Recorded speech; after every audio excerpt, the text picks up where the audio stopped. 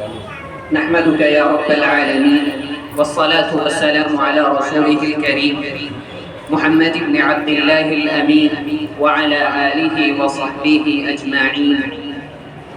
ومن تبعهم بإحسان ودعا بدعوتهم إلى يوم الدين. أما بعد، اساتذہ کرام،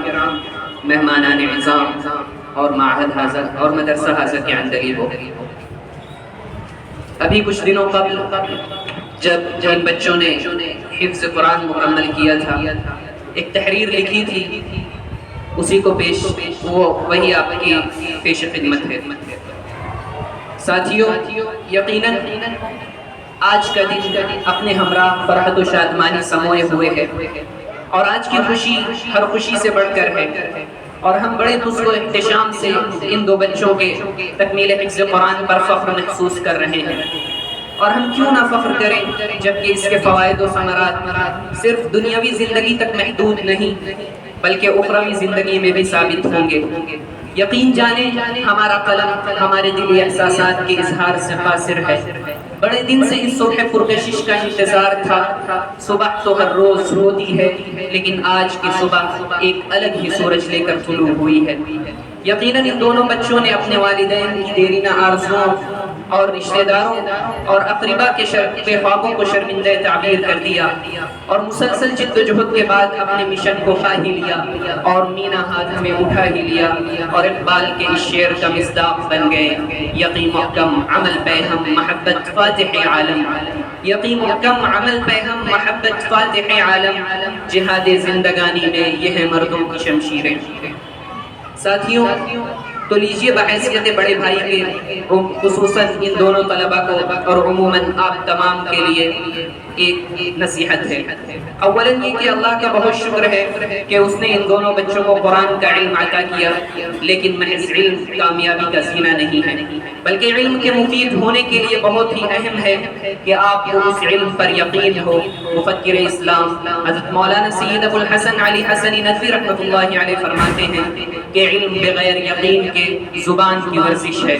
اور علم بہت بڑی دولت ہے، لیکن اس سے بھی بڑی دولت علم پر یقین ہے۔ اسی طرح علم اور علم پر یقین کے ساتھ ساتھ ایک اور بھی بہت لازم چیز ہے، وہ ہے علم پر عمل۔ اگر یہ نہ ہو تو بھی آپ کارآمد اور بارآور نہیں ہو سکتے، اور آپ پھلدار اور سایہ دار درخت نہیں بن سکتے،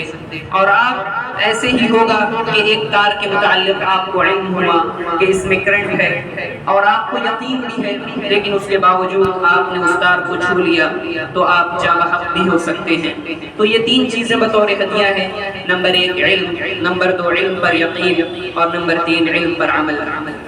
اگر آپ کے اندر یہ تینوں چیزیں پائی جائیں گی تو یقیناً آپ کے سبب کل میدان محشر میں والدین کو تاج بھی پہنایا جائے گا،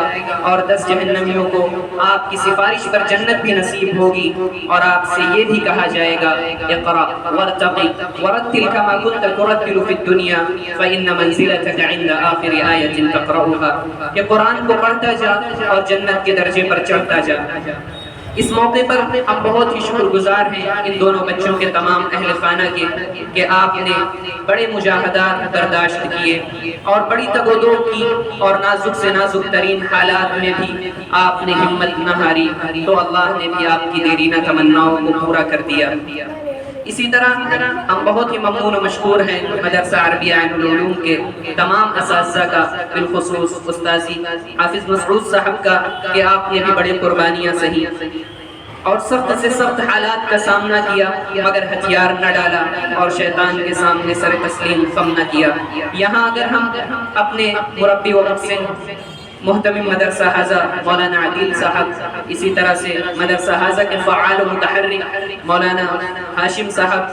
کو بھول جائیں تو بڑی حق تلفی ہوگی کہ اگر آپ کا ساتھ نہ ہوتا اور قدم قدم پر آپ کا سہارا نہ ہوتا تو شاید آج یہ اظہار خیال نہ ہوتا۔